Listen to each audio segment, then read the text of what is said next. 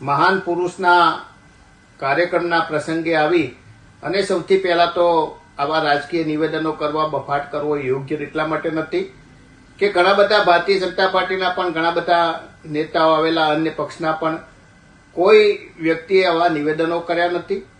પરંતુ મને લાગે છે કે જે નિવેદનો થયા છે એ નિવેદનો એટલા માટે થયા છે કે ઘણા લોકોને મીડિયાની અંદર આવા બફાટ કરી અને ગમે તેના વિશે ગમે તે બોલવાની ટેવ પડી ગઈ છે.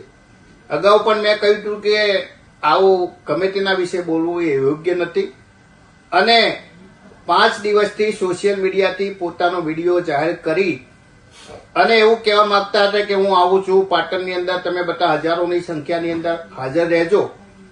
પરંતુ માત્ર 5 કે 25 જે લાગતા વળગતા લોકો હતા એવા લોકો હાજર રહ્યા હોય અને પોતાની જાતને જે લોકો માસ લીડર ગણાવે છે એમના કાર્યક્રમની અંદર 5-25 લોકો હાજર હોય એટલે આવા લોકો એ માનસિક ઘણીવાર હતાશ થઈ જતા હોય છે.